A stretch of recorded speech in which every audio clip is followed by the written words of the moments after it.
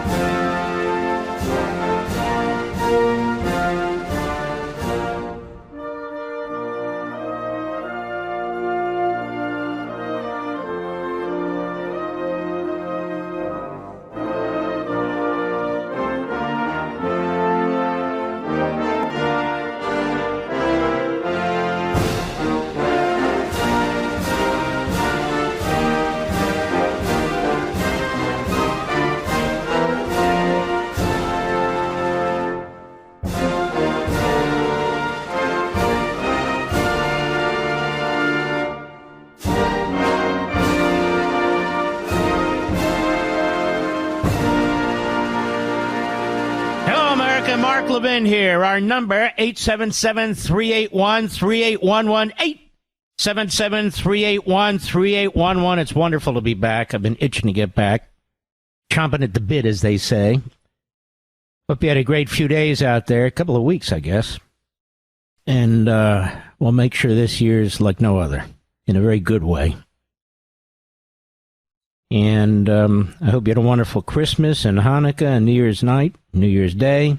And now we proceed, because today was the official constitutional certification under the 12th Amendment of the Constitution of Donald Trump as President of the United States. An overwhelming victory. He won the, as you know, the popular vote, 312 votes in the Electoral College. That's a landslide, every single so-called battleground state. A landslide. And so from this moment forward, the Democrat Party is plotting to sabotage Donald Trump's presidency. That's what they're doing. Just as they plotted to sabotage his presidency when he won in 2016. You know, the media and the Democrats and the usual morons and reprobates, they like to talk about January 6, 2020, but they don't talk about what happened before January 6, 2020. 2 phony impeachments, phony criminal investigations, every effort possible at a coup against Donald Trump to get him removed from office, to smear him, to destroy him. Oh, that's right. They act like January 6, 2020 just happened in a vacuum. And then they pretend they're lawyers like Mark Elias and other slip and fall lawyers. Weren't in courtrooms all over the country, states all over the country, changing the election rules, which is exactly what they did. Then we're told it's the cleanest election in American history, even though it had the fewest protections against fraud in American history, and they still do. Well, how come you're not challenging this election, Mark? Well, because Donald Trump doesn't cheat to get elected president. The Republicans don't cheat to get electoral votes, and whatever was taking place, the Republicans overcame it, didn't they? Yes, they did. You know now in the state of California, still a state, isn't it, Mr. Producer? Some people say we should swap it with Canada. I told President Trump today, he said, you know, Canada, 51 state. I said to him, yeah, but it's very liberal. It'll be a very liberal 51st state. He said, well, we can work on that, Mark. That's the truth. Okay, very good. But that said, California has a law in place. The localities are not allowed, they're not permitted under state law to require voter identification. So you have massive illegal immigration in the state of California and no voter identification. Gee, I wonder why. Is that put in there to ensure that only citizens vote? Is that put in there to ensure the legitimacy of an election? No, of course. It's put in there to sanction, to institutionalize fraud. And then if you raise it, oh, you're an election denier. Sometimes I am. Sometimes I am. So we have a peaceful transfer of power, we're told, and of course we do. But then the maniacs, the revolutionaries, the Islamists, the Marxists, and the rest of the reprobates in the Democrat Party and their media, they're going at it, ladies and gentlemen. They're going to do everything they can to block Kash Patel, yes, Hegseth, and others. They're going to do everything they can right now to make sure that Donald Trump can't make his personnel decisions. So over at the Office of Personnel Management, they're changing the rules as I speak. They want to make sure that we're not energy independent, as we were in 2016 to 2020, because Joe Biden today, the dictator, the Putinoid, the hemorrhoid, Joe Biden, who is depraved, not only demented, but depraved. With a magic wand, he said, you know what? No more drilling for oil or gas in federal waters. Well, almost all waters are federal. The ocean. No more. And that's on top of what he did in August. Entire Arctic Ocean barred from drilling for gas and oil. Barred. 28 acres of Alaskan land in August. Barred. I should say 28 million acres. Barred. And he's seeking to do the same in Nevada. No gas and oil leasing on 264,000 acres. He's starving us of energy. Why? So we have to buy energy from his buddies in Iran and Saudi Arabia. That's why. Biden is a depraved imbecile. And that's besides the dimension. A depraved imbecile. How come they don't talk about what happened before January 6, 2020? All the efforts at an insurrection against Donald Trump. Peaceful transfer of power. No, it's not. They're plotting to destroy the Trump presidency as I speak. Joe Biden is stacking every vacant district court judgeship and appellate judgeship with radical left-wingers right now. So you and I and normal Americans and Donald Trump doesn't have a chance in court. We've seen these judges in New York. We see how they conduct themselves. Destroying Rudy Giuliani today. A federal judge in New York held him in contempt. The guy's broke. He's destitute. He's sued, you see, libel. Used to be libel cases against public officials. Don't even bother. But now, sure bother. We got the judges in place. They'll do just fine. What else has Biden done, the depraved maniac? U.S. Steel. Nippon Steel in Japan was going to acquire U.S. Steel. Now, maybe some of you folks out there say, we can't have that. By the way, it's the third largest steel company in America, not the first, but nonetheless, we can't have that. We need it for our national security. Why? Is Japan going to move all the steel and the material to Japan? Of course not. Do you know why U.S. Steel wanted to be bought out by Nippon Steel? Because they don't have enough capital to do what steel companies do. Mine, refine, create usable steel. They need more capital. And so effectively, they were going to combine with Nippon Steel, an ally. An ally. Joe Biden magic wand says no. The union guys don't like it, so the answer is no. But the union guys are going to suffer, whether their bosses like it or not. They're going to suffer when there's layoffs because they don't have the capital they want. But Joe's very busy. Water heaters that are in most of your homes. Well, if you need to replace them, in many cases, old water heater types, that technology, he's banning them. How did he do it? He waved his magic wand. We're going to ban all future water heaters of the kind that most of us have. They're going to drive up the cost of heating your own water for senior citizens, for poor people, because this is how we save the planet. No, this is how stupid and insane this moron is, and same with his advocates who are running the country. Then he takes the Medal of Freedom, even destroys that institution. He hands it to Soros, who is an evil, evil human being.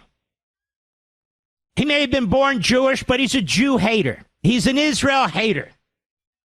But he's a big sugar daddy for the Democrat Party, the radical left, the anti-Jewish left, the anti-American left.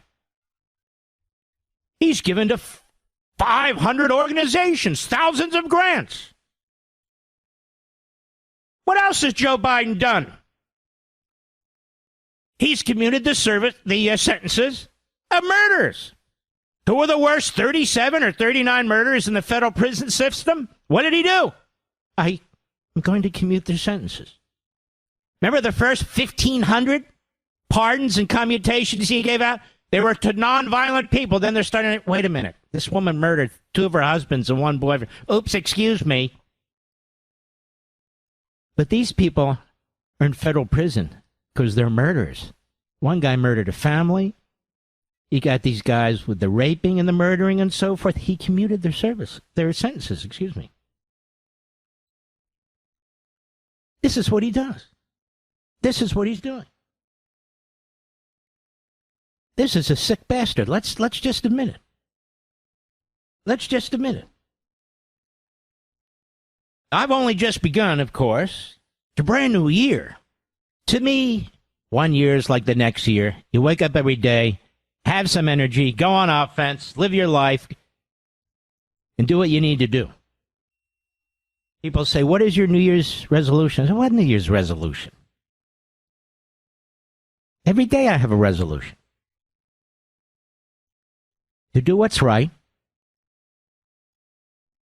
To have some fun. To love my family and love my country. What other resolution is there? Honestly, I don't know. And people had to lose weight. Yeah. And of course, they never do. I'll be right back. Mark Levin.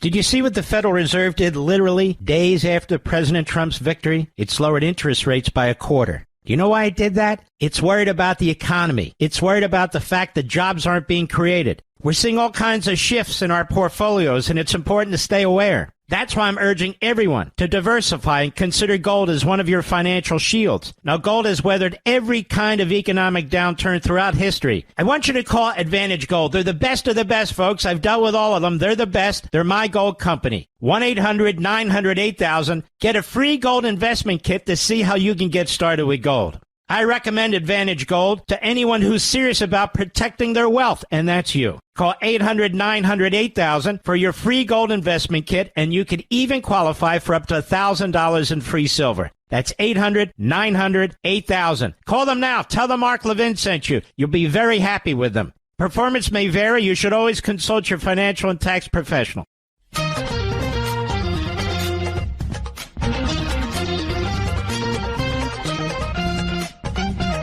It's a sad day, really, in this era of Americanism, to have a demented, depraved, nasty, stupid man as President of the United States for 4 years, and he's getting worse by the minute.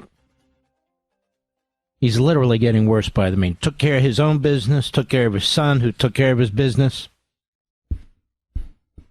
But today's a good day, because this happened today, officially. Cut 1, Mr. Producer. Go. The state of the vote for the President of the United States, as delivered to the President of the Senate, is as follows. The whole number of the electors appointed to vote for President of the United States is 538.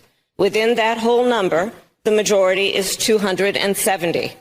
The votes for President of the United States are as follows. Donald J. Trump of the state of Florida has received 312 votes. Kamala D. Harris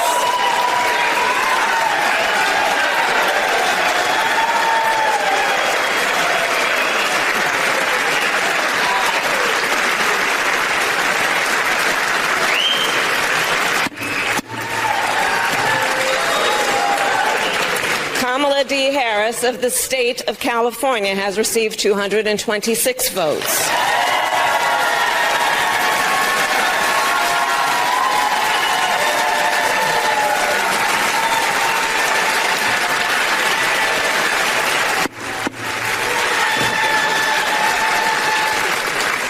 The whole number of electors appointed to vote for Vice President of the United States is 538. Within that whole number, a majority is 270. The votes for Vice President of the United States are as follows. J.D. Vance of the state of Ohio has received 312 votes.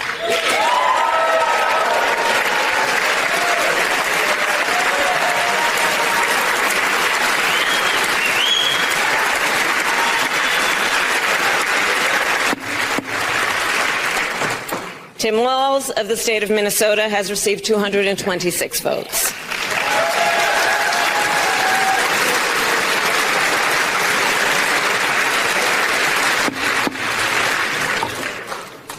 This announcement of the state of the vote by the President of the Senate shall be deemed a sufficient declaration of the persons elected President and Vice President of the United States, each for a term beginning on the 20th day of January 2025, and shall be entered together with the list of the votes on the journals of the House and the Senate. Thank you very much. There you have it.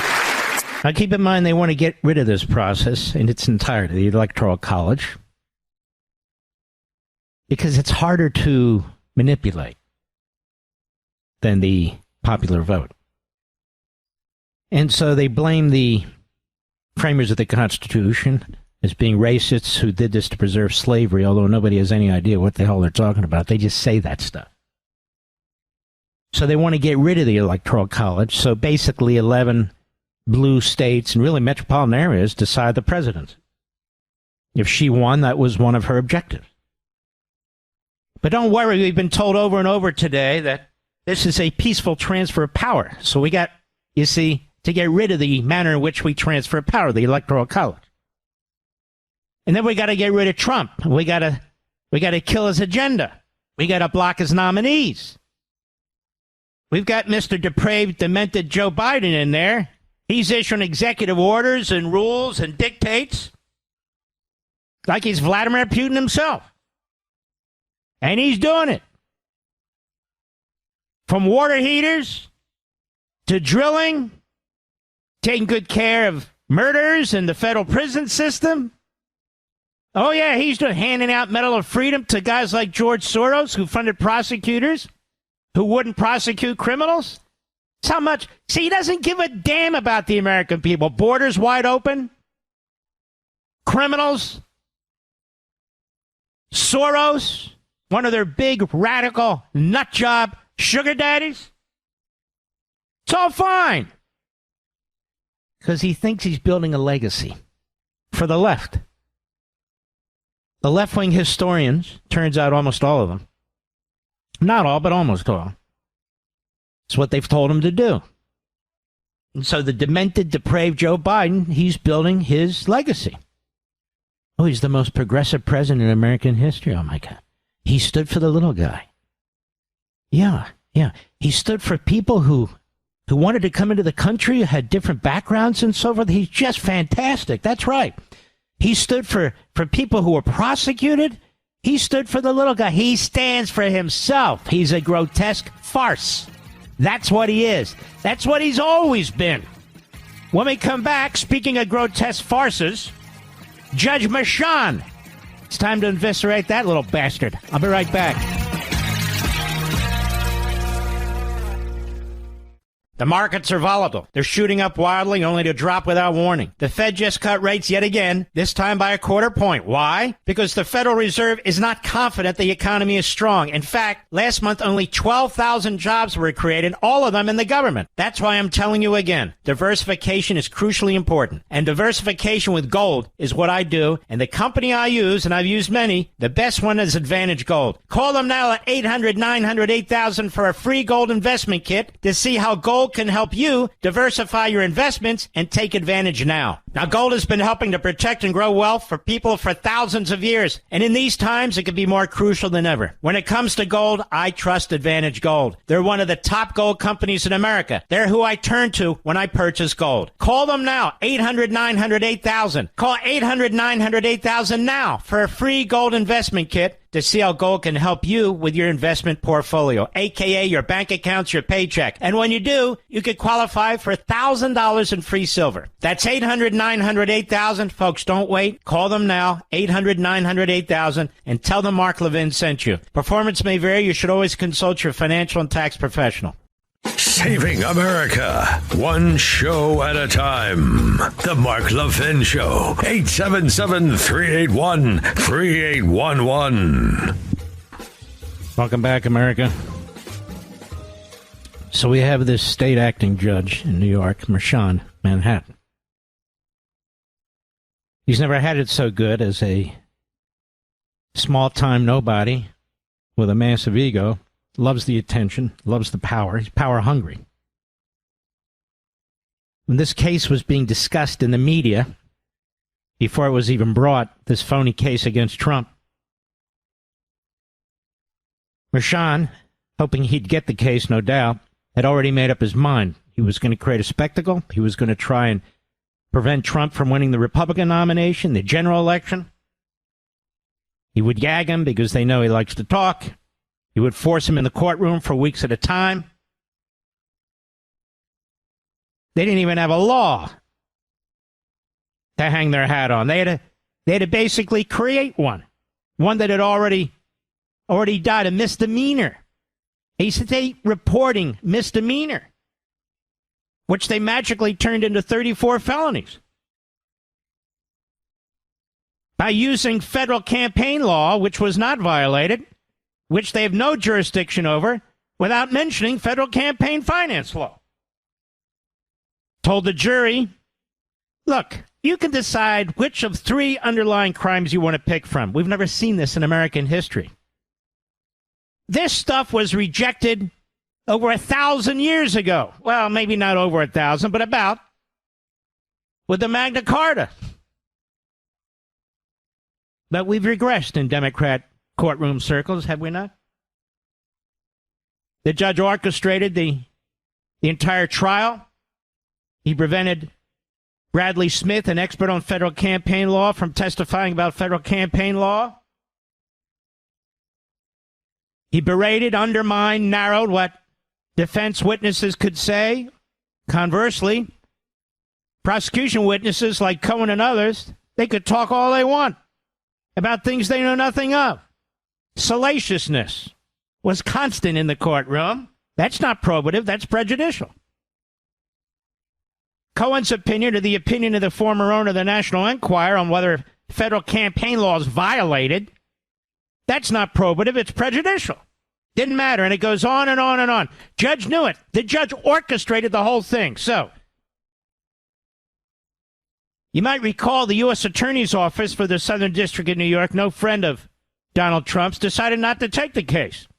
So not only did the rogue prosecutor and the Stalinist judge violate the Supremacy Clause and litigate federal issues without stating the federal issues, those issues that weren't stated were already rejected by the federal prosecutors. And to put a fine point on this so everybody can understand it, the basic gist of this is that Donald Trump had hush money, non-disclosure agreements, which are very common in businesses. It's not hush money. But nonetheless, the media are what they are. Lying rat-fink skunks. The reporting wouldn't have taken place until 2017, after the election. So none of this could have possibly affected the election, violated federal election law. There was no misdemeanor violation by Trump in New York or the federal level. There were no felonies until they concocted them. And they took one reporting case and turned it into 34 felonies. But the media are fine with this. Biden's more than happy with it. The Democrats think this is fantastic. No, they couldn't beat him in the Republican primary with it. They couldn't beat him in the general election. It backfired. But you know what? We're going to put that scarlet phrase on Donald Trump's head forevermore. Convicted felon. Because once the sentencing is determined, that's it. You can appeal it, but you've been convicted officially. And Mershon knows it. So he decides last Friday that this coming Friday, he's going to have a sentencing hearing. He's going to sentence Donald Trump, but don't worry, he's not going to put him in prison. Well, of course, if he tried to put him in prison, the weight of the federal law enforcement and the judiciary would fall on his head. He can't have an incoming president in prison. Mershon knows this. So he's not going there. He's not going with an ankle bracelet. He's not doing those things. Maybe he'll fine him. I read the opinion. It doesn't say he won't fine him. The media's saying that. But whatever. Whatever he does, it'll be shy of anything significant. Because all they care about is convicted felon to try and smear him, sully his presidency, weaken him as a leader, weaken the respect for our country and him with foreign leaders. They will repeat things about convicted felon like they're stutterers, just can't stop repeating it. This is exactly what the federal law enforcement, the Department of Justice, for a half a century said must never happen. Must never happen, which is why federal prosecutors are not free to do what Bragg did and what Mershon orchestrated. So if federal prosecutors aren't free to do it, how is it that a DA is free to do it and a acting state judge? They're not. They're not allowed to interfere with the federal constitutional construct, the federal constitutional system, to adjudicate federal law, to interfere with a federal primary process, to interfere with a federal election, and now they interfere with the presidency. I hear these idiots on TV say, well, now it's final, he can appeal. So the president, during his presidency, is going to be litigating this matter in appellate courts that are also hostile to him. Now, God willing, he'll win. But I wouldn't bet on it. It's New York.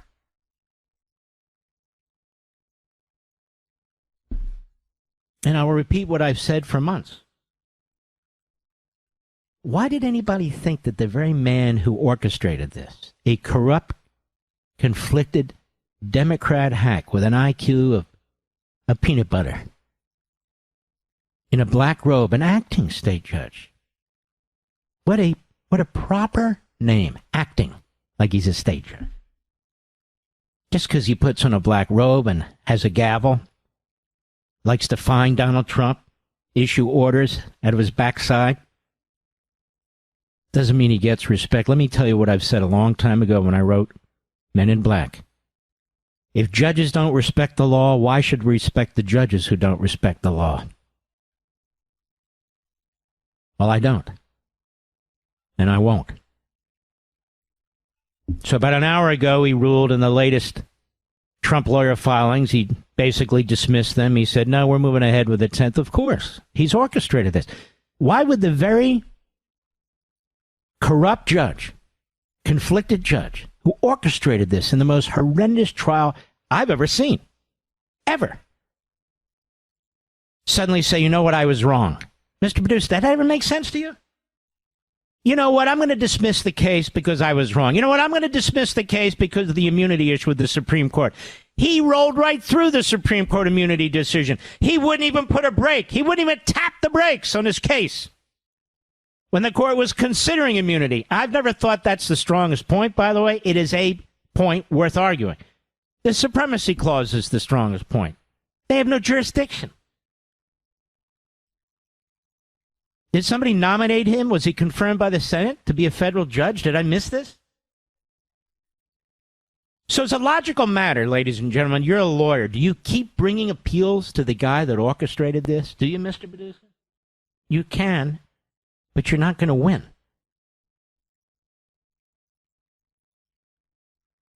And so I confess, I've never been a defense lawyer, thank goodness. I've never been a prosecutor, thank goodness. But they're lawyers who litigate, who do other things. Important things. Powerful things. And I've spent 45 years doing this, as have so many wonderful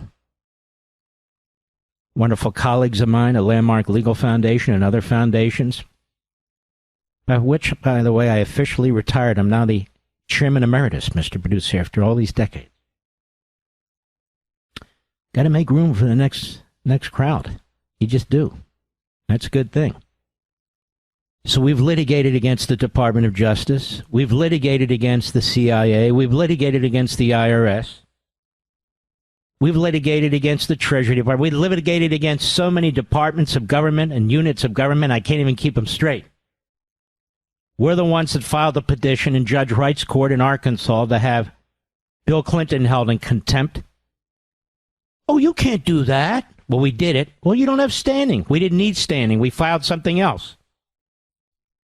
This is what I mean. If you're a paint-by-the-numbers defense lawyer or former prosecutor, you don't get this stuff. You don't know how it works.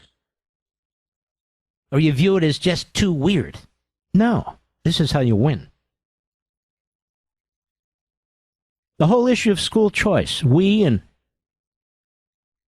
one or two other conservative foundations, we litigated this in the Supreme Court of Wisconsin over and over again. We litigated it in the Supreme Court of the United States, and we won. The whole issue of school choice wouldn't even be on the table, but for what Landmark and some other groups did.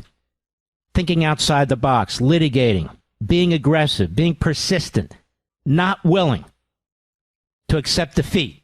And here we have lawyers saying, well, there's really not much Trump can do on TV.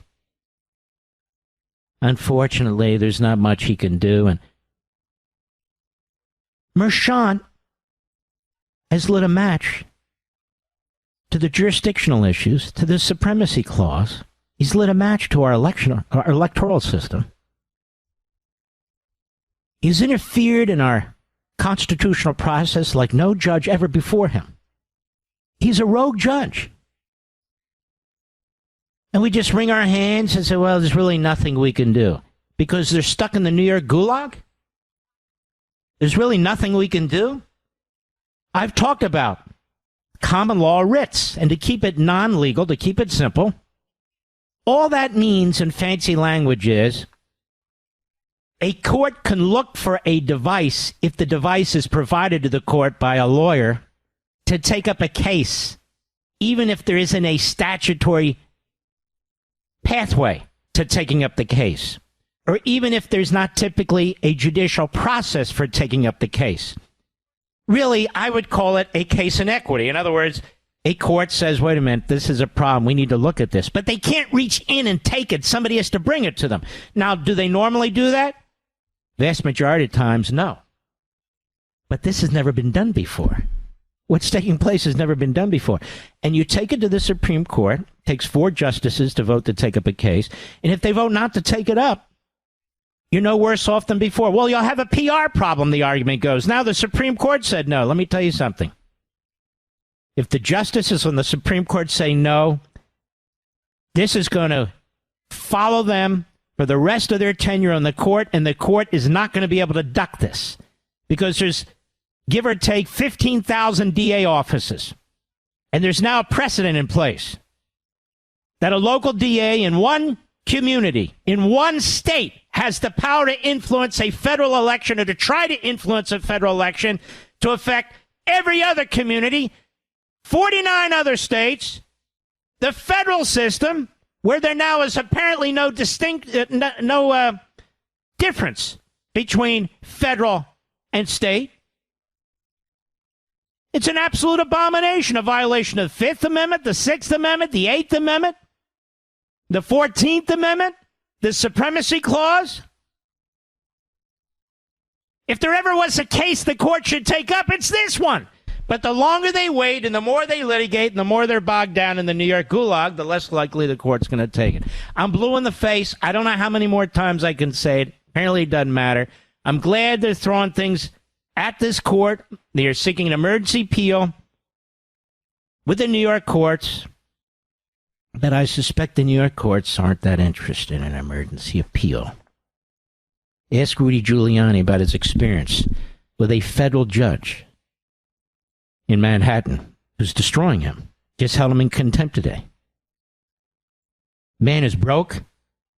He's given up most of his possessions, but the judge says, you know, you've been playing games with me, Rudy. But he was appointed by Trump. I've explained this before. The way district court judges are appointed, typically in Democrat states where you have a Republican president, he's trying to get through some judges at the district court level in the state, say in New York. So rather than have the senators block, let's say, 3 appointments to federal courts, the deal is made, and it's been made for about a century now, that a Republican, as an example, can get 2 judges and the Democrats get 1. But they're calling out one Democrat judge. Oh, it's a Trump judge. It's not a Trump judge. And the media know it, but they lie to you. Look what that federal judge did to Donald Trump in the libel case. It's funny how Trump can't win a case in New York. Rudy can't win a case in New York. Most Republicans can't win a case in New York, and now we're stuck in New York. Why? I'll be right back. Mark Levin.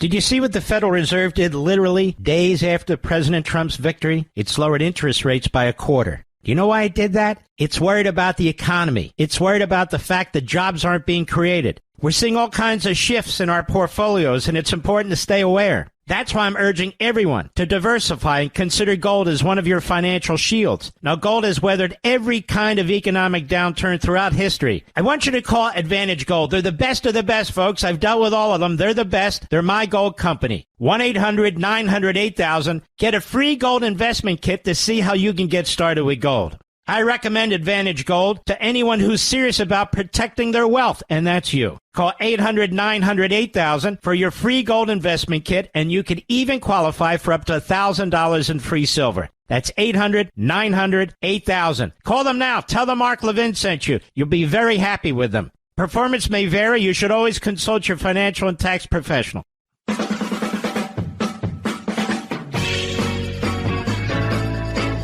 By the way, Mr. Producer, the Biden Library, if they ever build one, I assume it's going to be, it's going to have like padded rooms for him? Something like that? You know, their buddy, Tim Walzy had the Tampon Tim in the boys' bathrooms. I guess Tim got confused. Maybe they have tampons in his bathrooms at home. I don't know what they do with them, but each his own. But I think in the Biden library and mental institution, in addition to padded walls, they will have, rather than tampons, Depends. They'll have Depends dispensers. Not for visitors, for him, as he shuffles from room to room and bumps his head. He'll probably be wearing a helmet with his slippers. Probably have a spittle catcher just hanging from his chin. It'll be quite the spectacle. Quite the spectacle. Well, that's our first hour of the new year. We're about to enter our second hour of the new year. We'll be right back. This segment of the podcast is exclusively sponsored by Pure Talk. Pure Talk offers great coverage and can save your family money on your wireless bill every single month. Go to puretalk.com to find the plan that's right for you. Thank you again for listening, and thank you so much for this sponsorship, Pure Talk. He's here. He's here. Now, broadcasting from the underground command post, deep in the bowels of a hidden bunker, somewhere under the brick and steel of a nondescript building, we've once again made contact with our leader, Mark Levin. Hello, America. Mark Levin here. Our number, 877-381-3811, 877-381-3811. Elon Musk. What are all these attacks on Elon Musk? H-1B visas, which have been around for decades. To put it precisely, these are visas for the best and the brightest of other countries to come in and assist us. These are the brainiacs and the rocket scientists.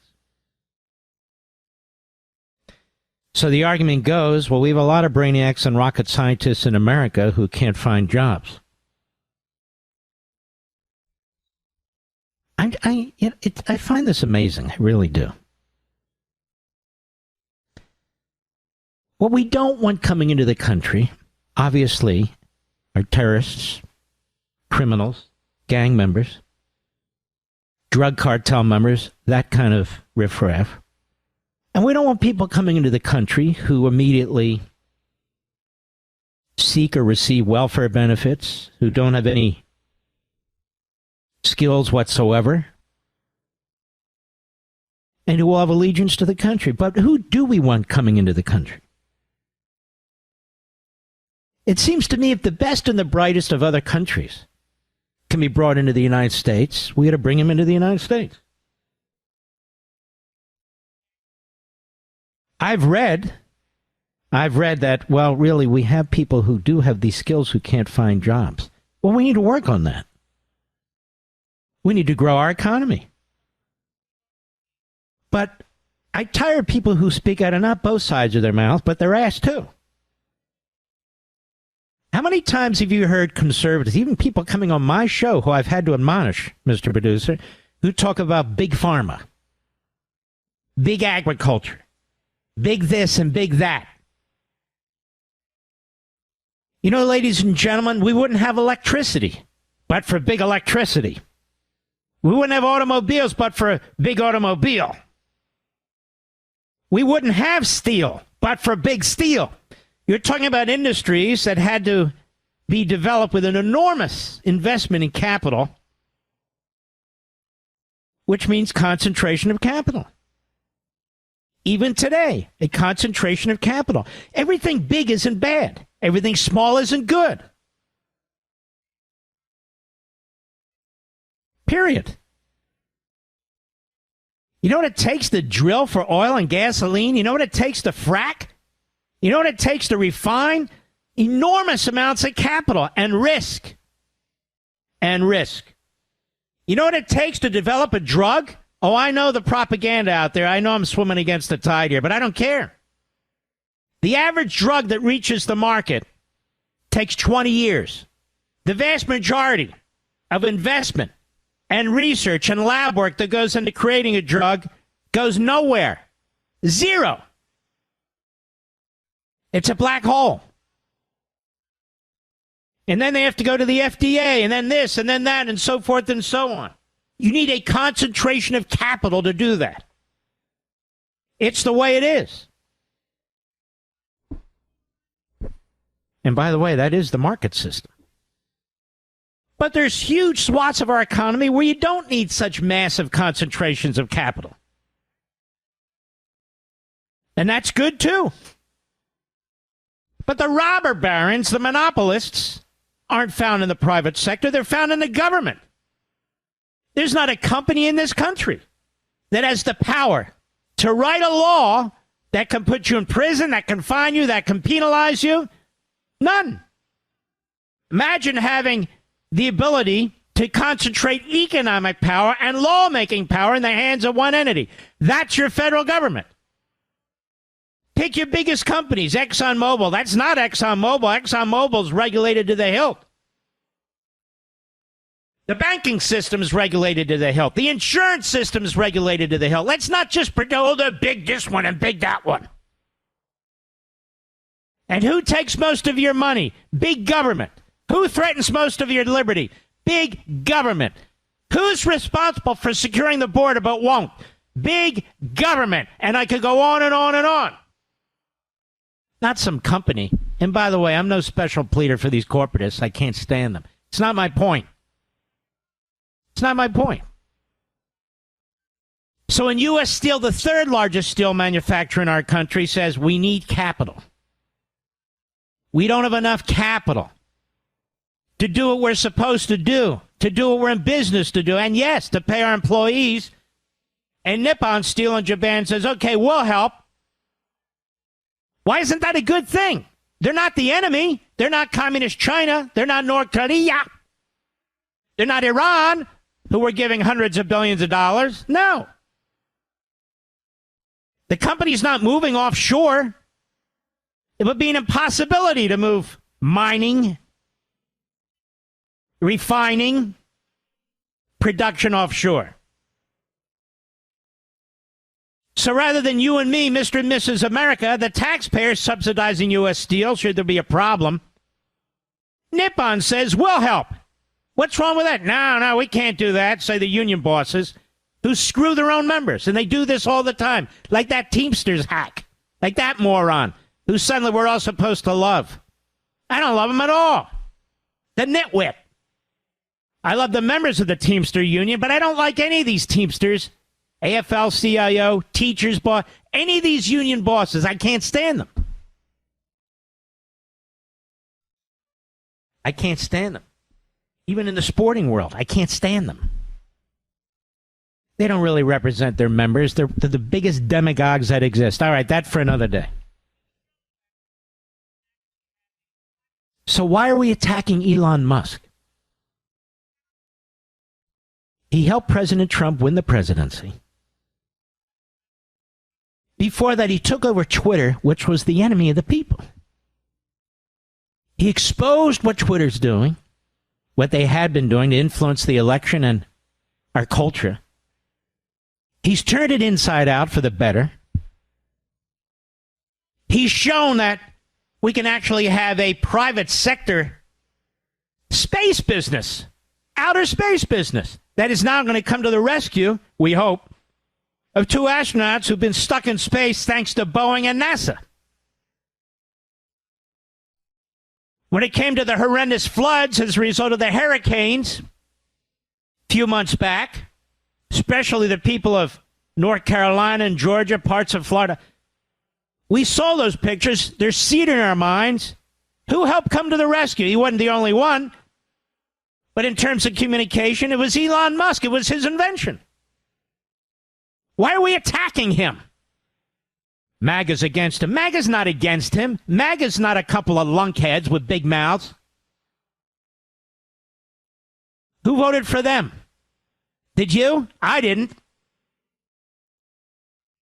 The guy gives like $150 million to the Trump campaign. What do these other knuckleheads do? Nothing. Not that you have to give money, but you get the point. Now, we could disagree with Elon Musk. I'm sure I will. I'm sure I have. But you don't need to rip him a new one and say, oh, this guy, he's the worst of the worst. No, he's not. The Biden regime has been targeting him. The Department of Justice has been targeting him.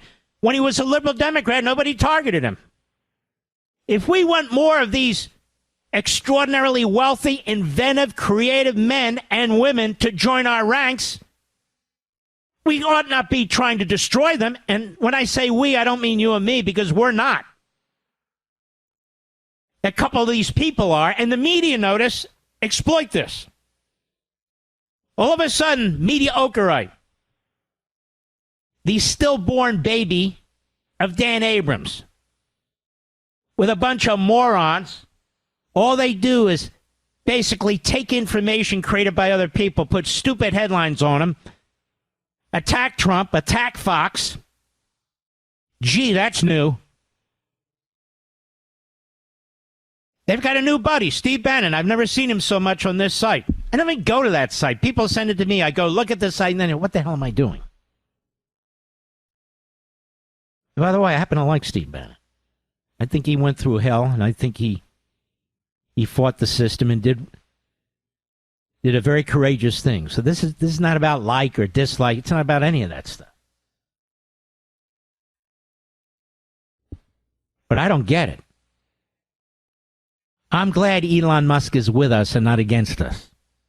And we can have these debates, and that's fine by me. But why shouldn't we try and steal the best and the brightest minds from these other countries to help us? That's the entire purpose of immigration. That is, how do these immigrants contribute to our society? Not how do we contribute to them? This thing's ass backwards. It's been ass backwards now for a long time. For a long time.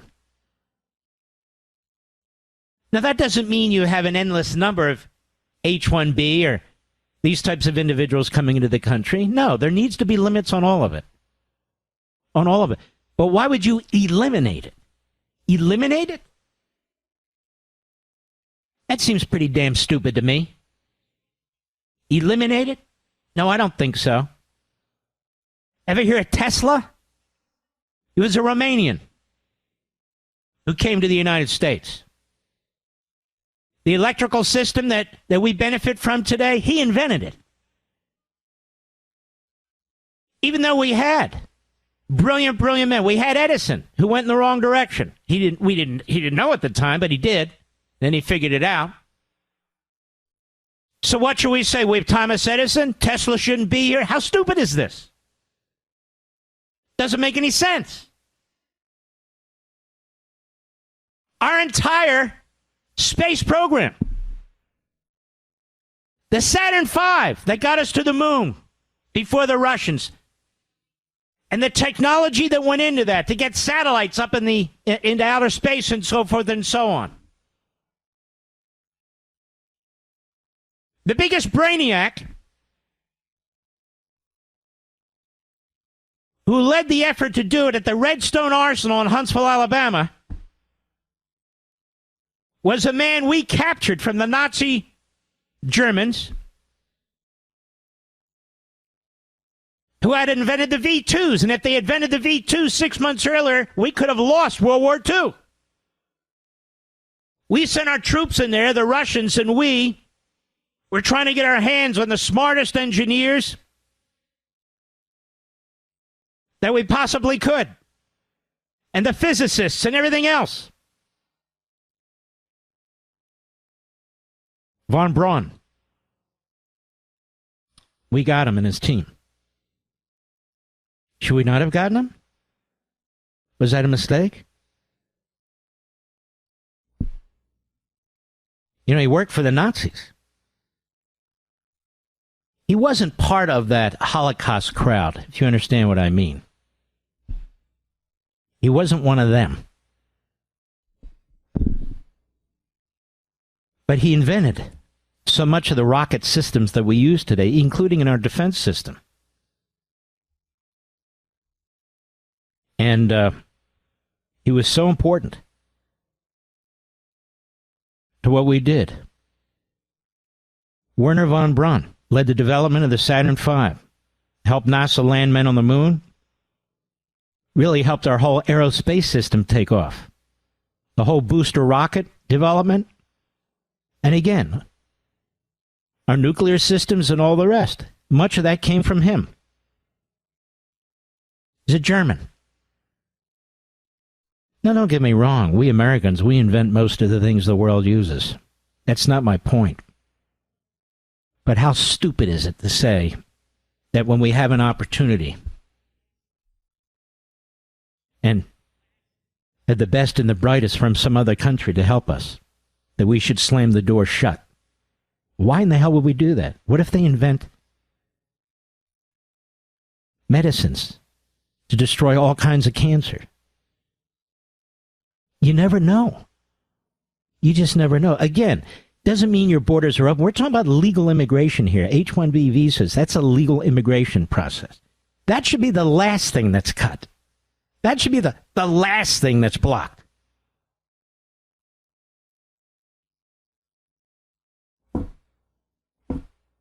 Elon Musk, in my view, is right about this.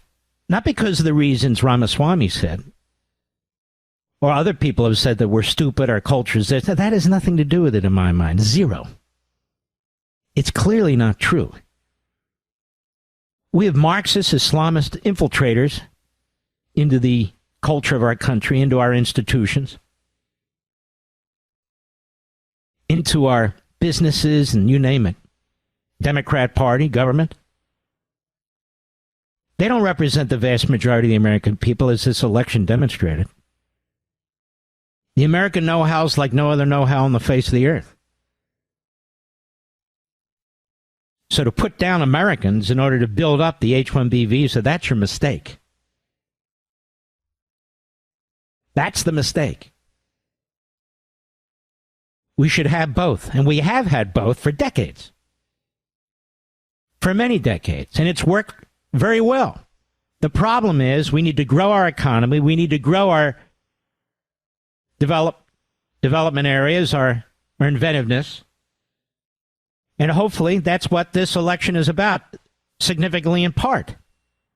Pull back the regulations, unleash the private sector, take your foot off the throat of people who are capable, and redistributing wealth to people who just show up in our country and other people been on the dole forever. No. That's not what we reward. We reward success. And I'm glad Elon Musk is on our side. I met him once. He's kind of boring, to be perfectly honest with you. But so what? He's a nerd. I'll be right back. Mark Levin.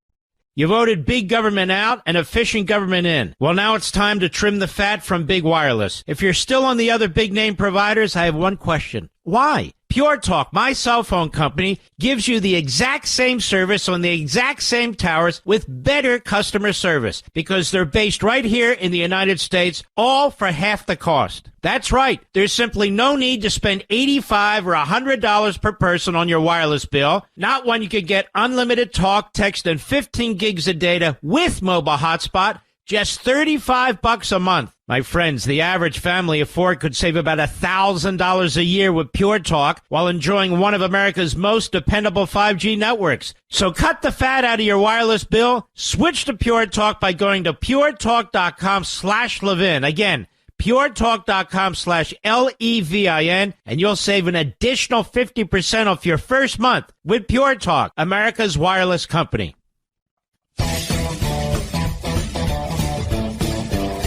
Now, ladies and gentlemen, we're not going to have agreement on everything. That's not normal. It's not normal among husband and wife, within a family. Just not normal. And when you have disagreements, often, when things are worked out, you have a better idea or better position. So I'm not talking about that. What I'm saying is when we have disagreements, why do we have to eviscerate the guy? Like he's the enemy. He's not the enemy. When he's the enemy, I'll let you know, seriously. But he's not. And when the media try to exploit a dispute or try to promote a disagreement, or they do this sort of thing, that's because they want us to fail. And that's a sucker's game. People who want to see their face and name in the media concert, that's a sucker's game. So we're going to have our disagreements. We have one now on this H-1B visa. I don't really get why it's such a big disagreement, but if it is, it is. So be it. Or maybe we have one on Nippon Steel buying U.S. Steel. I don't want to see U.S. Steel go under. That would be a big deal. They need a concentration of capital, and they're seeking to get it. That's normal. That's actually patriotic. That's actually pro-union member. I'll be right back. You voted big government out and efficient government in. Well, now it's time to trim the fat from big wireless. If you're still on the other big name providers, I have one question. Why? Pure Talk, my cell phone company, gives you the exact same service on the exact same towers with better customer service because they're based right here in the United States, all for half the cost. That's right. There's simply no need to spend $85 or $100 per person on your wireless bill, not when you could get unlimited talk, text, and 15 gigs of data with mobile hotspot, just $35 a month. My friends, the average family of four could save about $1,000 a year with Pure Talk while enjoying one of America's most dependable 5G networks. So cut the fat out of your wireless bill. Switch to Pure Talk by going to puretalk.com/Levin. Again, puretalk.com/Levin, and you'll save an additional 50% off your first month with Pure Talk, America's wireless company. Mark Levin, America's think tank. And you can call him at 877-381-3811. We despise Sunny Houston, if that is her name, and we know it's not. Sunny's name is some other name, and she calls herself Sunny because nobody can remember it or pronounce it. Asuncion. Like I said, Sunny. Why do these corporations keep putting individuals like this front and center for the American people? They have no responsibility whatsoever. Disney doesn't have any responsibility. They have parks where they're trying to lure children and families in, to buy these oversized soft pretzels and these phony, turkey legs for about $412. They want kids to have fun, so they're very woke. Very important that they see Daffy Duck transitioning. Disney's really with it. It's very cool, And Disney owns ABC, which uses and runs The View, which it claims is a news program. Now, any program that has Sunny Houston is not a news program. It's not a news program. It's a disgusting, vile, low IQ, pathetic, staticky pain in the ass. That's what it is. And she owes every Holocaust survivor an apology. I'm waiting for the Anti-Defamation League to get off its fat ass, excuse my French. And the head of that organization, which is an Obama former special assistant, to start doing his damn job. To start doing his damn job. But he's too partisan. He's too much of a hack. He's not going to do it. Right, Greenblatt? I got your number, Greenblatt. I know it. You're a hack, first and foremost. But anyway, what am I talking about? The View today, cut 8, go. You had Condoleezza Rice, I believe, on this very show saying, we need to move on from January 6th. I say no, you don't move on, because January 6th was an atrocity. It was one of the worst moments in American history. And when you think about the worst moments in American history, like World War II, things that happened, like the Holocaust, chattel slavery, we need to never forget, because past becomes prologue if you forget any You're a walking, dithering idiot. Past becomes prologue. Gee, I never heard that before. So it's like the Holocaust and like chattel slavery. Well, she would know because one of her ancestors was a slave owner, but I reject it 100%. So it's like the Holocaust. So what happened on January 6th, America, was like shoving 6 million Jews in ovens and burning them alive, or burying them alive, or shooting them and putting them in mass graves, or gassing them to death, or working them to death, or starving them to death. January 6th was like that, according to her. Or chattel slavery. It was just like slavery. Where God knows how many slaves, mostly imported from Africa, lost their lives or were brutalized in God knows how many ways. January 6th was like that. How does somebody get away with this, and not the first time? How does somebody get away with this and remain in the employ of ABC News and Disney Corporation? How is it possible? If you're a Holocaust survivor and you hear this, what are you to make of this? What are you to make of this? We've had terrible things happen at the Capitol building. We've had Puerto Rican terrorists seeking independence from the United States shoot up the galleries, injure members of the House. We've had radical left-wing Marxist groups, so-called student groups in the 1960s, who sought to blow up the Capitol and actually blew up a few rooms and planted bombs. One of those guys, who didn't personally do it but was part of that whole movement, was an Obama sycophant, or mentor, I should say.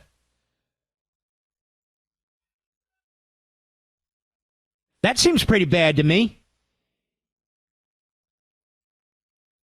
Now, that seems very bad to me. We had our cities burned. We had precincts burned to the ground. We had people killed. People brutalized in 2000, which they never remind us of. Have you noticed that? It's the same as Pearl Harbor? It's the same as 9/11? Why do we put up with this? Listen to all the clapping seals in the audience. They fill up the audience. They're clapping this woman. ABC News gives her a platform. Disney gives ABC News the power to give her a platform. This guy Iger, who's a liberal Democrat, worth hundreds of millions of dollars, lets them get away with it. I guess he supports it. Doesn't matter if we have an election or no election. None of it matters. None of it matters. The same demagoguery, and it's not the Holocaust, by the way. It's the Holocaust. Just thought I'd educate you, Sonny, if that is your name. Where's Karen? Was Karen on the program? She was? Karen's actually Whoopi Goldberg, so she changed her name, too, to Whoopi. She thought Karen was a bad name. But Karen is a Karen, to be perfectly honest with you. Sonny's not Sonny, to be perfectly... They had every reprobate imaginable on that damn show. It's not like these people are profound or particularly intelligent or say things that we want to remember. They're hideous. Absolutely hideous. No, January 6th wasn't like the Holocaust. It wasn't like slavery. It wasn't like World War II, you jackass. But it won't matter. Now, I see that the ratings, the audience size for MSLSD and CNN are shrinking. They were small to begin with. Now they're shrinking. They're tiny. I've got to believe the same as with The View. The same type of morons, low IQ dummies, propaganda, yentas, same damn thing. I can't imagine they're doing great. But there they are. Yes. So, you think about the worst moment, she says, in American history. Like World War II, things that happened, like the Holocaust, chattel slavery. We're never going to put January 6th behind it. Of course they're not. This is all they've got. The riots of the 60s, they were righteous and justified, don't you know?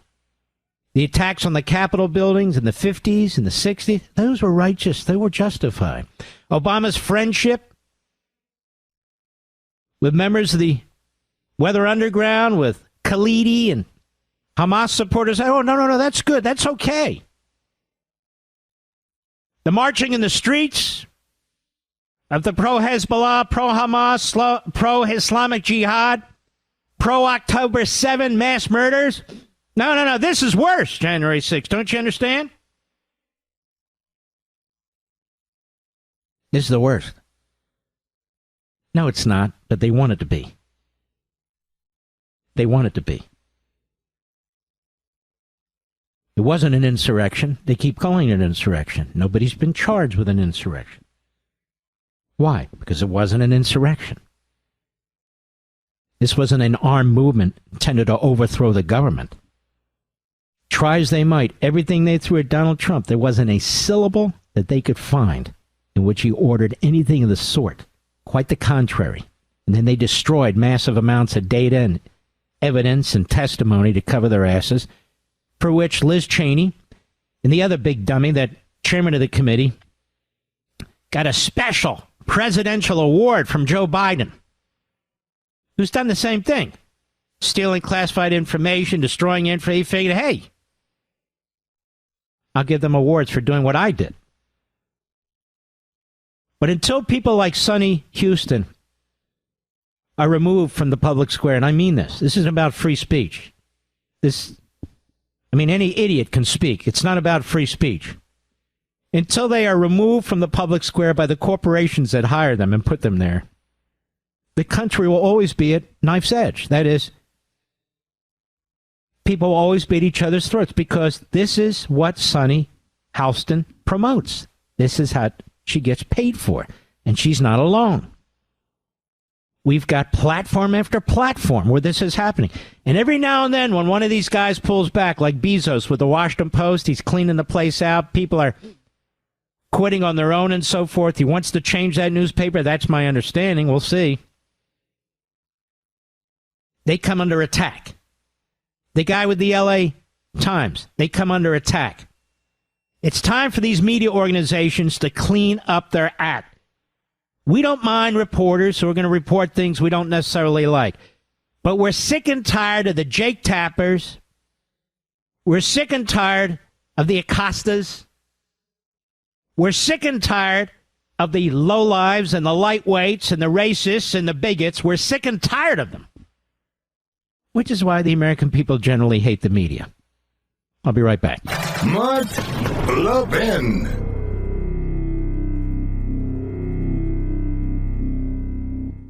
You voted big government out and efficient government in. Well, now it's time to trim the fat from big wireless. If you're still on the other big name providers, I have one question. Why? Pure Talk, my cell phone company, gives you the exact same service on the exact same towers with better customer service because they're based right here in the United States, all for half the cost. That's right. There's simply no need to spend $85 or $100 per person on your wireless bill, not when you can get unlimited talk, text, and 15 gigs of data with mobile hotspot, just $35 a month. My friends, the average family of four could save about $1,000 a year with Pure Talk while enjoying one of America's most dependable 5G networks. So cut the fat out of your wireless bill. Switch to Pure Talk by going to puretalk.com/Levin. Again, puretalk.com/Levin, and you'll save an additional 50% off your first month with Pure Talk, America's wireless company.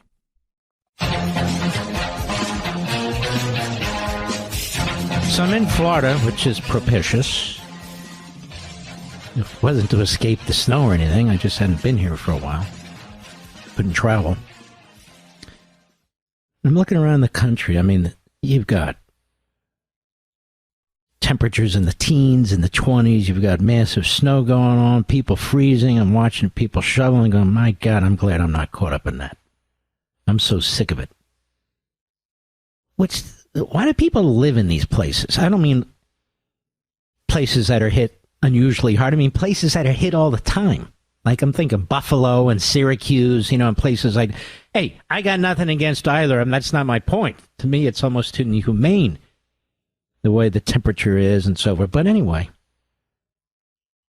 so I'm walking around here a little bit. I go to a breakfast diner. I go there. And guess what they're complaining about here? It was like 62 this morning, which is below normal. And it's cold out. Oh, God. I don't remember it this chilly. Do you? No, do you, Maud? No, Frank, not really. What the hell are these people talking about? And, most of them are coming from the Northeast. Not all of them. Boston, New York, stuff like that. Philly. And you would have thought that, they were born in the Everglades or something. Anyway, so they're all complaining about how cold it is here in Florida. What, are you out of your mind? Which reminds me of another peeve I have, Mr. Producer. So my wife's going to join me here as soon as she can fly out of Virginia and come down here. She had business and other things to do, and she'll be down here. But when she's not here, I'm like a 3-year-old. I don't know what I'm doing for food and so forth. So I go into the store. And I love, really sweet honeydew or watermelon or that sort of stuff. But I know how to pick it out. Well, chop it. Is it hollow or shake it? Or what color is it? Everybody has a stupid idea. Never works. So I figured, you know what? I'll buy a cut up. It costs more. Surely somebody's tasted it to see if it's any good. So I get a watermelon one. I open it. It sucks. I just tried a cantaloupe one during the break. The juice from the damn thing dripped on my foot. It tastes terrible. Why do they do that, Mr. Producer? They cut it up. Can't somebody eat a piece of it? I mean, it's like $7.99 for nothing. I mean, it was crazy. So I got to go back to what I normally eat, which I won't announce in the air.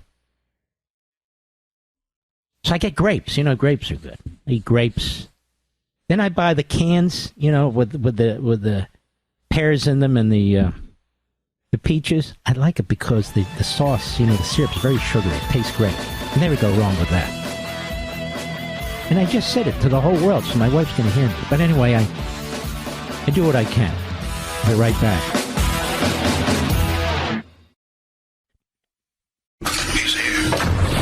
He's here. Now, broadcasting from the underground command post, deep in the bowels of a hidden bunker, somewhere under the brick and steel of a nondescript building, we've once again made contact with our leader, Mark Levin. Hello, America. Mark Levin here. Our number, 877-381-3811, 877-381-3811. I want to have a little direct communication with our dear friend Nancy Stretch Pelosi. As you know, over the decades, I've called her Stretch because of all the obvious facelifts that she's had. Must be a lot of excess skin tied behind that skull, Mr. Producer, but nonetheless, I'll be polite. Unlike her. She's on Deface the Nation. And what is it with these Democrats and the other? Boy, are they full of hate, man. Can you imagine being them? I can't imagine being them. I can't imagine being them. And they're there with this Margaret Brennan. Margaret Brennan. Who's another phony fraud and fake. Anyway, let's listen to this. This is important. For the reason that I'm going to explain. Cut 9, go.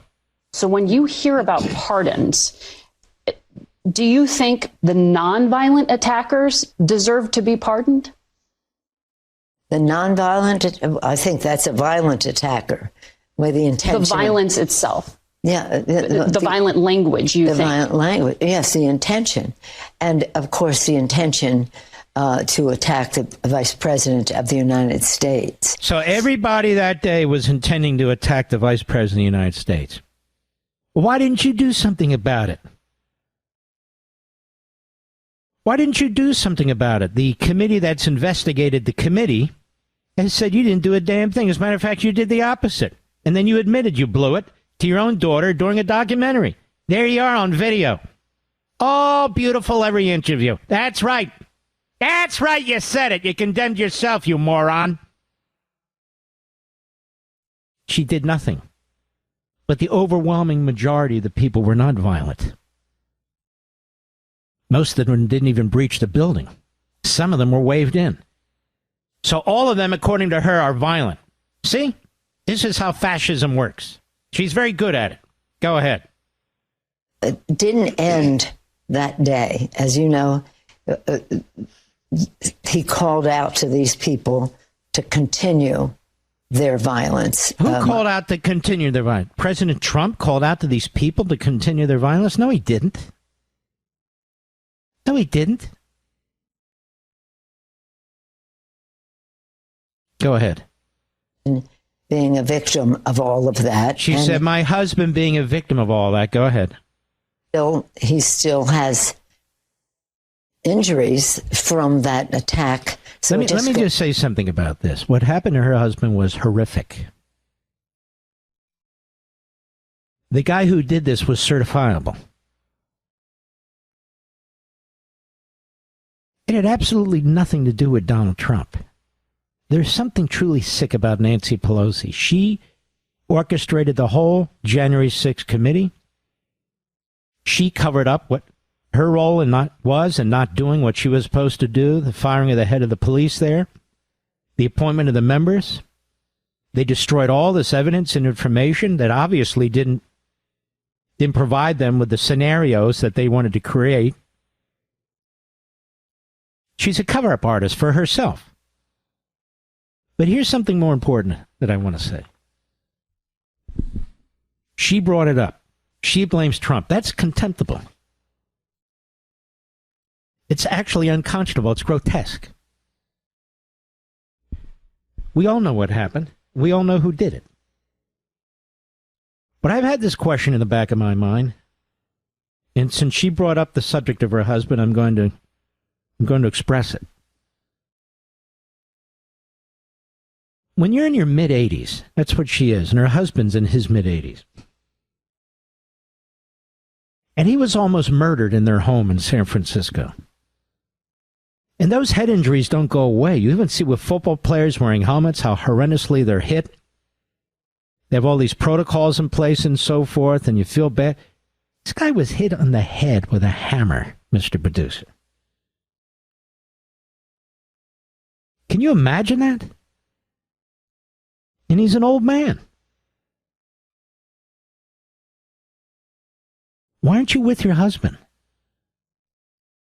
Why are you in Washington, D.C.? Why are you in Taiwan? Why are you all over the place? We never see your husband. Why not? You're in your sunset years, I guess they call them. No, that's not because a woman belongs in the home. It's because you're a married couple.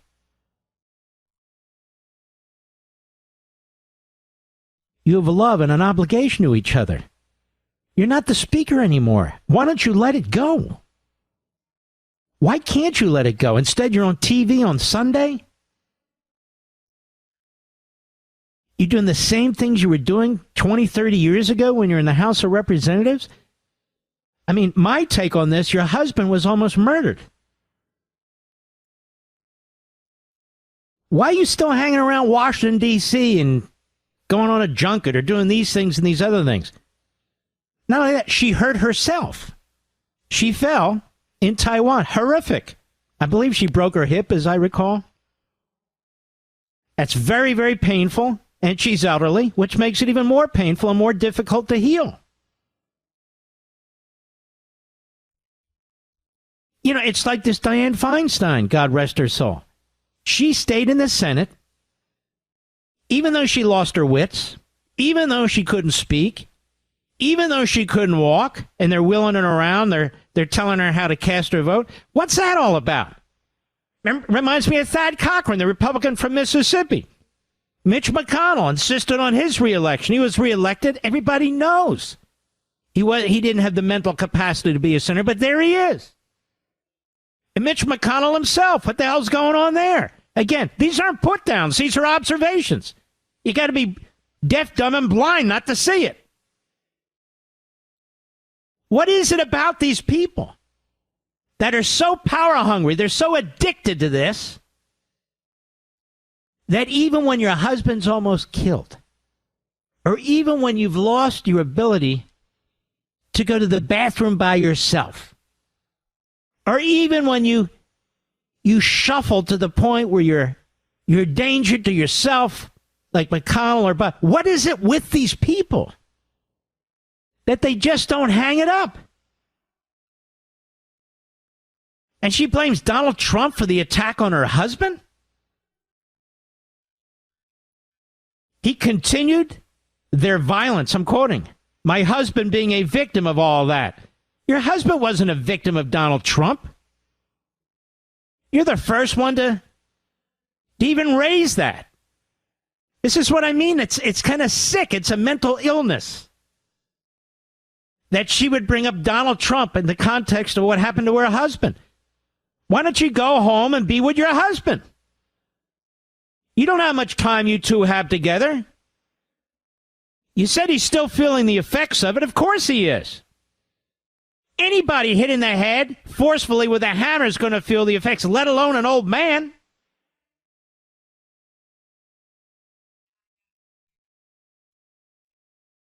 Do you think this is weird, Mr. Producer? I think it's very weird. What is she hanging on for in Congress? I don't even know. Now, I get it. Madam Speaker, they kowtow. They bring them the tuna fish sandwich, at lunchtime. Hey, what'd you like to eat, Madam Speaker? I like the tuna fish on the multi-grain with... yeah, I got it. People waiting on them hand and foot. But is it really that important? They get used to it. It's like Biden. Biden is depraved. He's demented and he's depraved. It's a twofer. He sits there in the Oval Office, he and his staff trying to figure out how to screw us for his legacy. Because he knows these historians who write the legacy, they're going to turn everything he's done into, he's a populist, he's a man of the people, he cared about the environment, he did this, he did that. He's a failed buffoon. But if that debate had not occurred, he would have been their nominee.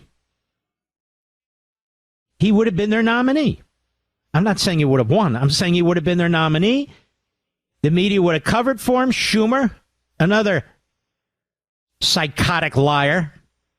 He would have covered for him. Kamala Harris would have covered all the liars who've covered for Biden from the day he decided to run for president, where he already was probably at stage 4 or 5 of the 7 stages of dementia. We all saw it. We all knew it. The media lied. His staff lied. His spokes idiot lied. His vice president lied. His wife lied. They all lied. You see video. Oh, I forget what they called it. Cancel video or whatever. They came up with a phrase. Oh, I'm sorry. Yeah. So all of a sudden, you notice it. You mention it. There's something wrong with you. He's staring into the Never Never Land. The Italian prime minister, what's her name? She's pulling a... No, you don't understand. There was actually a soldier way back there, and he was looking at the soldier. Excuse me? Cheap fakes? Who ever heard of that phrase, cheap fakes? I don't even know what it means, cheap fakes. They made up a word, a phrase. Look at that video. The guy, he's walking into nowhere. Oh, a cheap fake. Excuse me? That's a cheap fake. It's a what? It's a cheap fake. Oh, okay. And you triggered me. Excuse me, I did what? You triggered me. Triggered you? Yes, you triggered me. I remember I had a caller years ago. Remember this guy, Mr. Producer? Do you remember this guy? I never heard this word before. This is way back. And I'm going at it with the guy, and he says, you're triggering me. I said, excuse me? I'm triggering him. So I said to him, you know what? Screw you. Care if I'm triggering you or not, whatever the hell that is, and I hung up on it. But that's the first time I ever heard that. Triggering.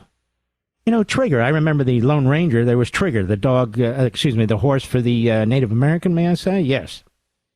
Trigger. But anyway, the cheap fake. With your own eyes, you see the video. Guy's roaming around, doesn't know what's going on. He's squinting. We have a good one today, don't we, Rich? Where he yelled at the media? Where is that? I'm looking for it. This guy's yelling at the media for nothing. And, you know, I'm all for yelling at the media, but he's literally yelling at the media for nothing. And this is last night. He's with the reporters at the White House. There's loud music. And he curses at the reporters. Here, cut 6, go. Do you still believe he's a threat to democracy? I think what he did was a genuine threat to democracy. My being the oldest president, I know more world leaders than any one of you ever met in your whole damn life. What? Do you still think Trump's a threat to democracy? Oh, yes. And by the way, I've met more leaders. I'm an old president than any one of you ever met in your GD life. It's like, whoa. See, that's evidence of dementia. He's lashing out. Always angry. My God. How did we reach this point? I'll tell you how we reached this point. The Democrat Party, the media, the lying bastards surrounding this guy, the lying family member bastards surrounding this guy who want power, just like Pelosi. Just like Pelosi. Honestly, just like McConnell. They don't want to give it up. And look who we have as president. Look who the Republican leader was. Look who the speaker was. It's not just an old person's home. That would be okay. It's like a mental institution. That's not okay. I'll be right back. Mark Levin.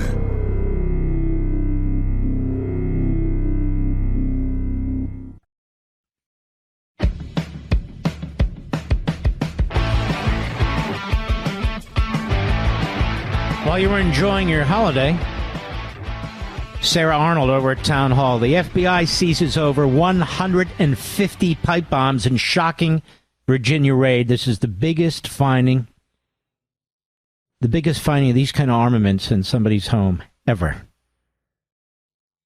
Ever. It's getting barely any news, Mr. Producer. Over 150 firebombs. Gee, I wonder what the guy planned to do with that. in Virginia. Now, we're finding a lot of this in Virginia lately. Students for whatever it is in Palestine and so forth. Justice, of course. Homemade explosives. The risk to public safety was enormous. Prosecutors revealed they discovered during a search, the guy's name is Brad Spafford's Isle of Wight County home, just north of Norfolk. The largest by number of finished explosive devices in the history of the FBI. In the history of the FBI.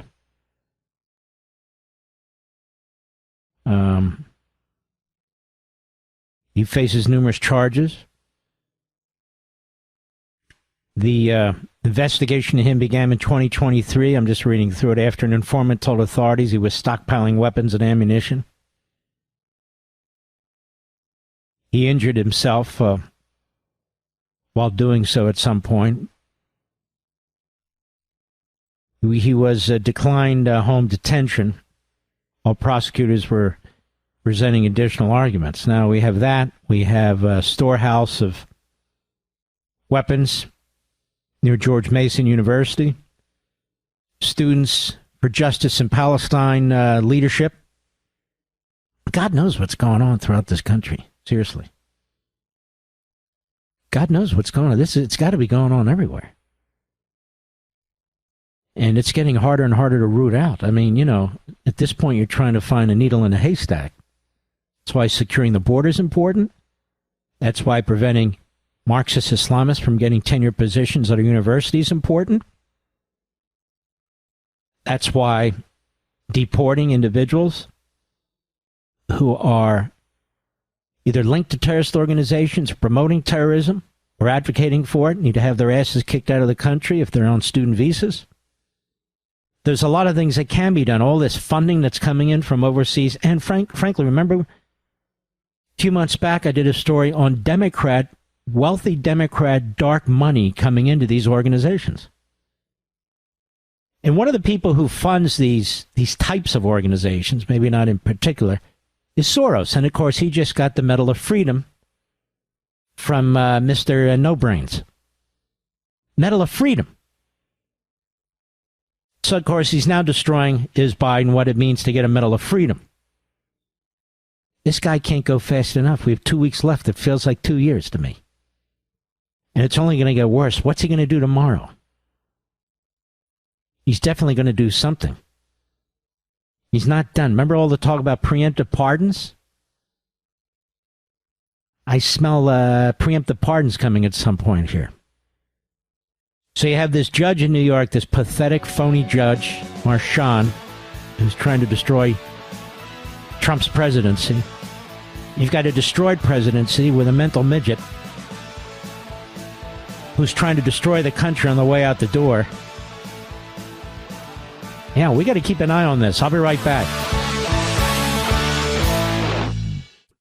Mark Levin, tough as hell. That's why I like Mark Levin. And I'm not sure a lot of people like him. He's tough as hell. But I like him. I love him. Call in now. 877-381-3811. I'm going to show you a little bit of ankle right now on my good leg. I write books because I want to write books, not because I have to write books. There's different forums, there's different platforms for expressing things in different ways. I love doing radio. It's really my first love. I enjoy doing TV. I really enjoy our Blaze platform. But a book is a totally different thing. People who get behind a microphone can't necessarily write a book. People who write books can't necessarily get behind a microphone. Writing a book is a lot of work, especially if it's nonfiction and you're trying to talk about things with a historical context, with a philosophical context, whatever it is. You need to be accurate. You need to give credit where credit's due. You need to make a point that's interesting, or then why the hell write it? So I got an idea in my head, and I started to do my reading and my research, as I always do, and voila, I'm writing a book. But I've also decided that this is going to be different in scope. In other words, it's going to be a very important book because I'm really into it, and I've been doing it during the so-called vacation. I don't really do vacations. And then when the vacation's over, I say, why the hell did I go on a vacation, Mr. Bitter? What's wrong with me? But anyway, I want this book to be more concise than my other books. By that, I don't mean to leave out heavy and important information and references and so forth. I mean really, really focus in, because the topic I've chosen, you got to really, really focus in. It's something I just started thinking about. And, you think about something, a light bulb goes off, and I said, why haven't I talked about this or written about this before? Because it's so fundamental. It's so core to the human existence. I can't get into it, because contractually I'm not allowed to yet. But I'm finding the whole journey. Writing is a journey. Guess you're a schmuck and you have somebody else write for you, but I don't. Writing is a journey.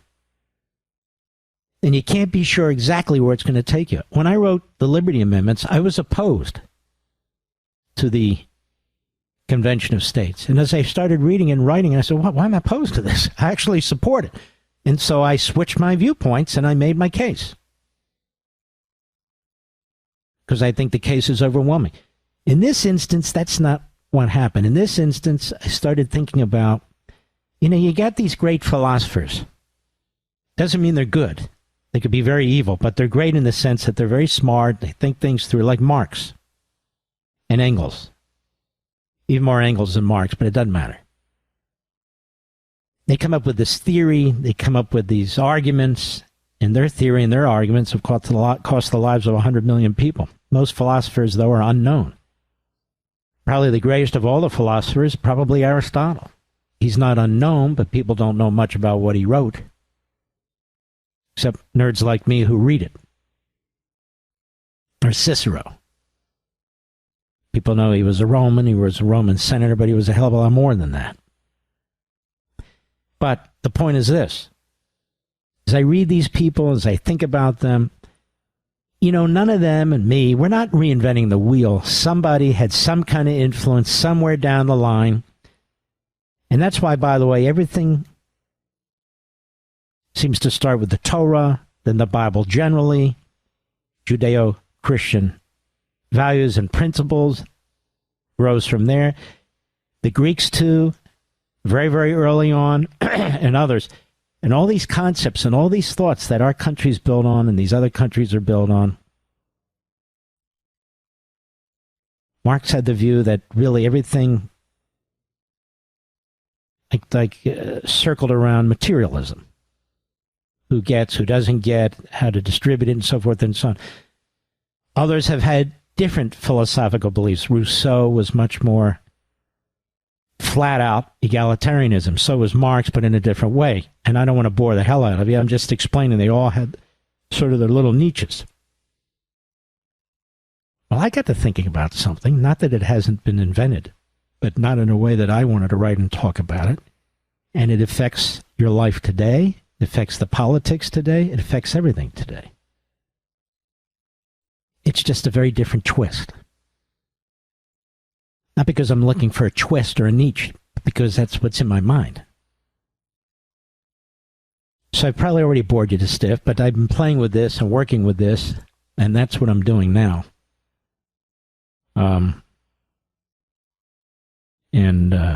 It's a funny thing, writing a book. Sometimes you're really into it. Other times you really need to step away from it. Sometimes you go to bed with a brilliant thought and you wake up and you forgot what you were thinking. I don't do that anymore. If I have to get up and write something down or have a pad next to the table or just even a napkin and write something on, which I do from time to time, I write it down. Because nothing's more frustrating than, geez, that was a great point, but I forgot what it was. And writing a book requires attention and focus. That's why when I see people who are doing 10 TV shows a week or like to play golf on the weekends or whatever they're doing, they say, look at this. And they have a 312-page book on the history of whatever. No. You may have helped edit it. That is, you read through it and gave your opinion. But you didn't write it. When I write a book, sometimes I have to get out of bed at 2 in the morning and work till 6 in the morning because it's on my mind. Sometimes I don't get into bed till 6 in the morning. Just depends. NBC, Biden's commutation. 2 death row inmates reject life sentences. 2 prisoners were among 37 federal inmates whose death sentences were commuted last month by depraved Joe Biden. A move that spares them from the death penalty have taken an unusual stance. They're refusing to sign paperwork accepting the clemency action. Shannon Agofsky and Len Davis, both inmates in the U.S. Penitentiary in Terre Haute, Indiana, filed emergency motions in federal court in the state's Southern District seeking an injunction to block their death sentences commuted to life in prison without parole.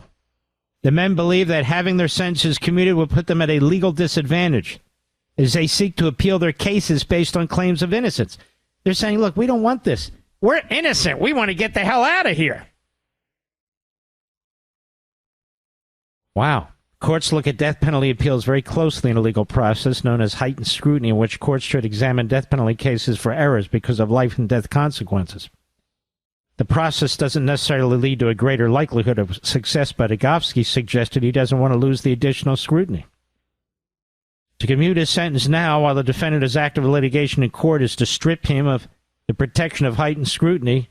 This constitutes an undue burden. Now, this is very strange, you have to admit. They have the death penalty on the table. Biden took it off, and they said, no, you don't understand. We're innocent. We want to get the hell out of here. But inmates face a daunting challenge in having their death sentences restored. Restored? Yeah, I guess so. And then they quote all these left-wing organizations. Agofsky was convicted in 1989, murder of an Oklahoma bank president, Dan Short, whose body was found in a lake. Federal prosecutors said Agofsky and his brother, Joseph Agofsky, abducted and killed Short before stealing $71,000 from his bank. A jury declined to convict Joseph Agofsky of murder, but he received a life sentence for the robbery, while Shannon Agofsky received a life sentence on murder and robbery charges. Joseph died in prison in 2013. Shannon Agofsky, while incarcerated in a Texas prison, was convicted in 2001 stomping death of a fellow inmate, Luther Plant. Where are these names coming from, a comic book? And a jury recommended a death sentence in 2004. That's 2 now.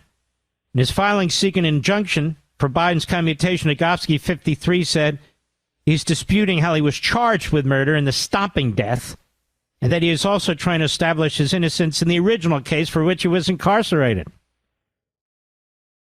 2 people dead, and of course he's innocent. That's because I stomped the guy. Agofsky's wife, Laura, who married him in 2019. You ever think of these insane women who marry these guys? The ceremony over the phone said Monday that his lawyers had urged him to request a presidential commutation. He refused because his status as death row inmate afforded him legal counsel that is critical to his appeals. I would say this guy's caught up in the weeds here, wouldn't you, Mr. Producer? He's caught up in the process that he's not going to survive.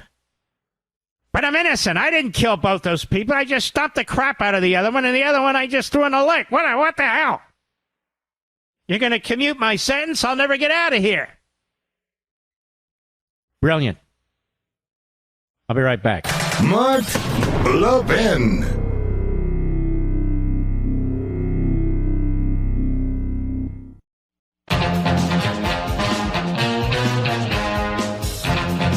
All right, we have time here for a few calls. Let's see here, Mr. Producer. Here we go. Let's see if people are... Oh, by the way, we had a technical glitch.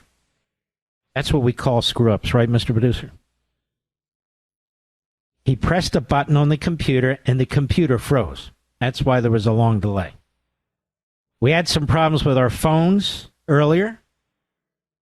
So we're doing the very best we can. We've got toothpaste and Band-Aids ready to try and patch things up. Let's hope this doesn't happen every day, but I I suspect it might. Let's go to Los Angeles, California, the great KRLA. How are you? Let's go to Joe. Yes, Joe. Hello, Mark. Hello. Happy New Year, Mark. You too. It was over 70 degrees here today. A beautiful start to a year. Beautiful weather. All right. Don't burn yourself. Okay. Mark, on this day 7 years ago, 4 unarmed civilians were killed by the police. Not just Ashley Babbitt, but Roseanne Boylan was beaten to death with a stick by a D.C. cop. Not to mention 2 gentlemen who died when they were standing at the rally, and the concussion grenades were fired by the police on civilians that were just standing there. So 2 of those gentlemen that were too close to where the concussion grenade exploded died. Not to mention 20 federal... All right. This is not the place to even scores and stuff like that. We're not going to throw names around here. Just because somebody picks up the phone and makes a call. Can't do that. Let us go to Mark, England, Arizona. The great Karn, K-A-R-N. Mark, how are you, sir? Yes, fine, Mark Levin. This is Mark from England, Arkansas. Yes, Arkansas. I'm sorry, yes. Arkansas, yeah. On the advice and consent clause, you're the expert on the Constitution. Article 2, Section 2, Paragraph 2 gives advice and consent to the Senate on the presidential appointments. The first paragraph gives a vote 2/3 for treaties, which is fine. Treaties last a long time. We got 1 minute. Yep. Paragraph 2 doesn't say anything about the Senate voting on any of his appointees. To carry this further, say the Well, what Senate... do you think they meant by advice and consent? How else would the Senate give its advice and consent if they don't vote? Call up Mr. They're not going to put in every sentence in there or any section, the Senate must vote, the Senate must vote. Where there's an exception for a supermajority, they say so. But in order to give... Explaining it. Thank you for your call, my friend. We salute our armed forces, police officers, firefighters, emergency personnel, truckers, our brothers and sisters in Ukraine. You're kicking some ass. That's good. In Israel, you're kicking a lot of ass. See you tomorrow. Take care.